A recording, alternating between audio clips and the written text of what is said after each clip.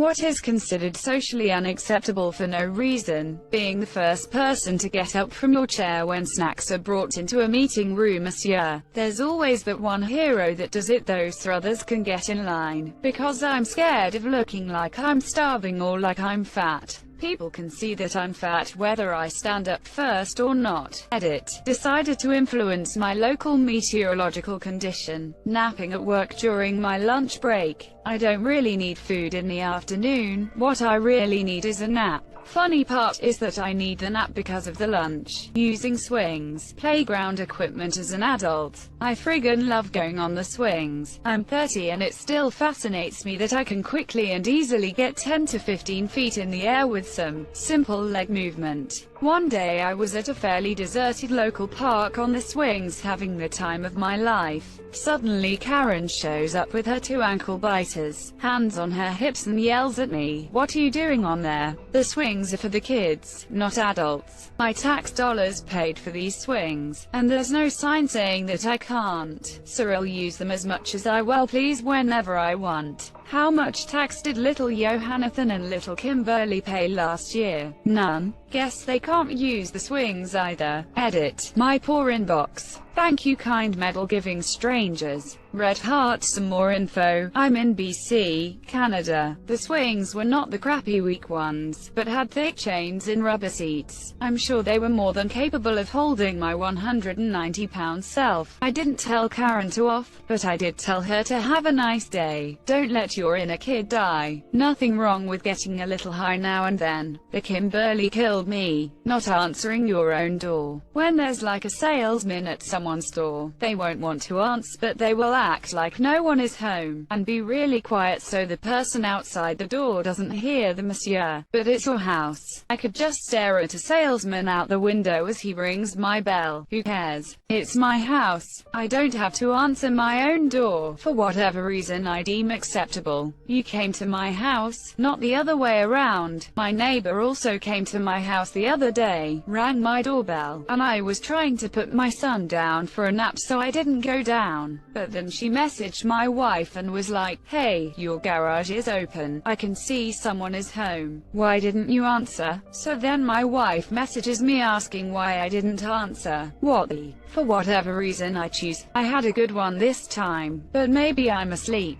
Maybe I'm taking a shower, or in the backyard, or maybe I'm scratching my nuts on the couch. Maybe yourself. It's my house. You took your shot to see if I'd answer and I didn't. Move on. Yes. A couple of years ago I was really bothered with how many times neighbors would come at my door to nag and gossip and ask me questions about other neighbors. Then my mom told me that I don't have to answer the door. Haven't done since and have not been sucked into other neighbors' drama since. If I'm not expecting someone, I just don't answer the door. Apparently self-defense isn't allowed in schools. I guess I just have to accept the beating. You'll get suspended for getting the kicked out of you because schools have a zero-tolerance policy. Tip for passive high schoolers: if someone wants to fight and they hit you, it's already done and you're gonna get punished too, so you might as well kick there since there's no going back. And GT, you'll get suspended for getting the kicked out of you because schools have a zero-tolerance policy. I feel like that's something the Supreme Court needs to address at some point. At least in Canada the Charter protects Canadians' right to peace and security and doesn't specify an age limit. There must be something in the US Bill of Rights, Constitution. Being single. Some people are okay not being in a relationship for some time and are perfectly happy, but other people just don't understand that.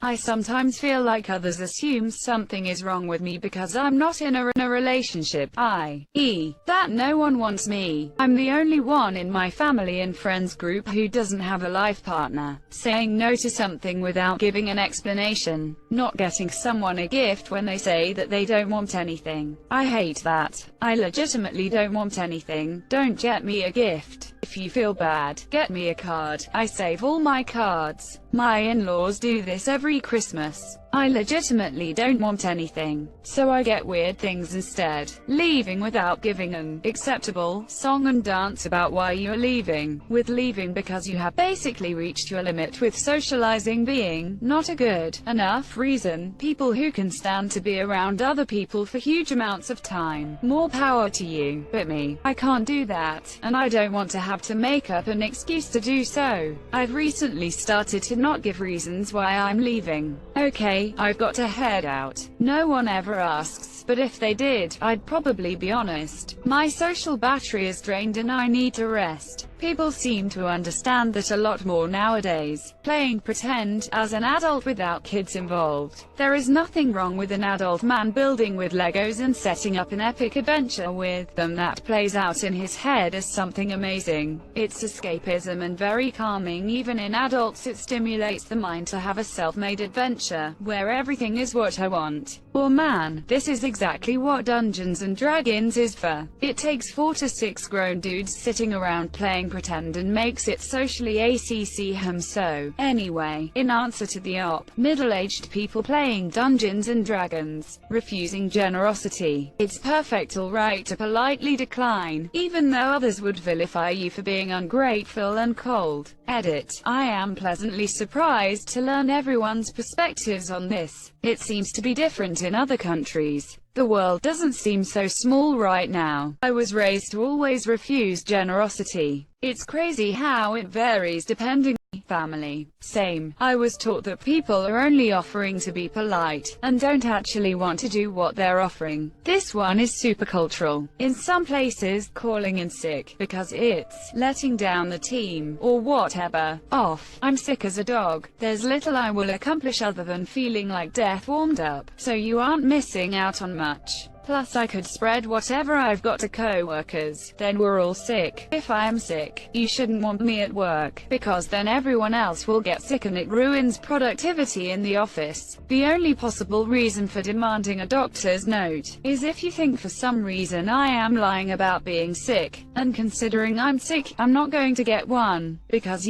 I'm sick. So what makes you think I'm leaving the house for a stupid bit of paper? The doctor's note thing is such. You can be sick and not need to go to the doctor. Why would you spend the money to go to the doctor for them to tell you to go buy some Mucinex and rest? I was once shamed for missing work for having a miscarriage. Worst job I've ever had. Glad to be out of there. Saying no. Going out to eat at a restaurant alone. Like, people, I just want a nice me that I don't have to cook, and wanna enjoy a night out by myself. Completely agree. This also reminds me of my favorite quote from the live-action Grinch movie. Dinner plans with myself. I can't cancel that again. That movie has so many great one-liners. Walking your cat reminds me when some old man yelled at me and wanted to call the cops, because cats aren't dogs and you can't walk them. Monsieur, get a goldfish, put it in a fishbowl, put the fishbowl in a wagon, walk the fish, stare an old man in the eyes as you do so. Waking up at 11 a.m. or later. I'm not lazy. My responsibilities are taken care of. I stay up late and value my sleep hours. I stay up until 6 a.m. and wake up at 2. I'm a self-employed artist and I'm most productive at night. Even as a kid I always stayed up, slept in. People assume I'm lazy, but I'm not productive at all in the morning. So that noise. Night owls FTW. Hey, me too. I never have felt so validated about my fucked up schedule. Everything I make in the morning is garbage and ends up be redone when I have my head on straight in the evening. Showing distaste for one's family in any way, shape, or for Monsieur. My aunt and uncle have both tried to drown me. Every time I express my dislike for them I always hear, "Wow, I guess you're not very family orientated. That's very heartless of you. I'm sure you don't mean it." I sure as mean it. Just because you're in the same family as me, I'm not bound by law to like you or to pretend that I do. Family members can be to you, and people need to understand that. Having fun as an adult. Fun has no expiration date. You don't suddenly no longer qualify for fun and have to live a life of watching the news and drinking coffee. People shame adults for doing fun things, and that's absolute. Yes. I'm 38 and I enjoy swings, jumping on trampolines, having a balloon with helium, monsieur. People looks at me like if I'm mad or being childish, but when they try it with me they enjoy it too. I always get my face painted. Royal Adelaide show checkmark at family-friendly events that say they have a face painted checkmark. School fundraisers checkmark. It's amazing the amount of people that make a big deal out of it. I'm a 28-year-old woman and I get my face painted. Big deal. Having more fun than you grumpy person. Tipping hand female sign. Pooping in a public bathroom, monsieur. It's not necessarily unacceptable, but it's something that always elicits a reaction of discomfort and often disapproval. I've definitely heard people loudly exclaim that they could tell someone just took her in the bathroom acting all disgusted. I mean, they didn't on the floor. They went to the proper pooping receptacle. It just shouldn't mean anything and shouldn't be worth commenting on. People in bathrooms. If you're in a public bathroom and you didn't know it, that's where people stop acting surprised when a bathroom smells like people did what people do in bathrooms. For a long time I had anxiety over this. Now I let my bowels rip so the whole shopping mall feels my mighty rumble. Standing on a roof. Sometimes. Why can't I stand on my dang roof? It's my business if I break my legs. Edit. Nudity is illegal. Of course I was clothed. Also, no, they didn't think I was committing not aliveness. What's going on here? I feel like there's some deep-rooted tension between you and someone who won't let you stand on your roof. Like, do your neighbors not like it when you stand on your roof? No, they do not. Got the cops called on me, even though that makes no sense. Skipping as an adult. It's unfortunate because it is faster than walking and much more fun than running. Be the change you want to see. I will join you. I thought about joining, but I'll just skip. Not drinking alcohol around others who are drinking. People don't like it. TBH, if I'm drinking with buddies I appreciate it if one of them decides not to drink. That way if we somehow end up in a sketchy situation or if I need help getting home or with anything in general, then there is a sober-minded person that I trust there to help me. As long as you don't treat those sober people like they're your babysitter, ride home without getting the okay from them first. I sometimes hated being the sober person because people who got drunk expected me to look after them, and I don't want them to get into trouble. But I also don't like looking after adult friends like they're a toddler. You're an adult too. Don't drink enough to put yourself in that situation. Don't just assume the sober person is there to bail you out. There are a ton of rules around clothing that are completely arbitrary nonsense. And I don't even just mean workplace dress codes and gendered clothing that are obvious. Even in casual situations, jeans and a flannel shirt are normal. But if you wore plaid flannel pajama pants and a denim shirt, you would look psychotic.